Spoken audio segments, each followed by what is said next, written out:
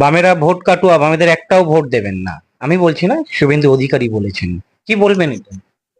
ও আচ্ছা, শুভেন্দু অধিকারী কতগুলো আসন পেতে পারেন বলে মনে হয়? শূন্য থেকে কি আসন খুলবে, এখন খাতা খুলবে? পরবর্তীকালে যদি মোহাম্মদ সেলিম ঘুরে যায়, আবার যদি 2026-এ দেখি আইএসএফ এর সঙ্গে জোট। আমি মনে করি রাজনীতিতে শেষ কথা বলে কিছু হয় না। অধীর বাবু বলছিলেন আমরা একটা থার্ড ফ্রন্ট তৈরি করছি বামেদের সঙ্গে আমরা, যেখানে বিজেপি এবং তৃণমূলের বিরুদ্ধে লড়াইয়ের জন্য। এই থার্ড ফ্রন্টটা কি অ্যাকচুয়ালি, কিভাবে তৈরি করছেন? থার্ড ফ্রন্ট বলে কি আছে আমি জানি না। অধীরদা কেন বলেছেন অধীরদা বলতে পারবেন। আমাদের কাছে খুব পরিষ্কার কথা, আমরাই ফার্স্ট ফ্রন্ট।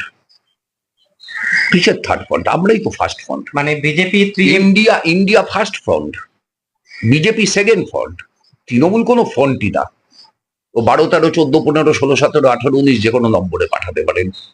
তৃণমূল যদি একটা ফ্রন্ট হয় তাহলে এআইএডিএফ যে তৃণমূলের চেয়ে বড় ফ্রন্ট।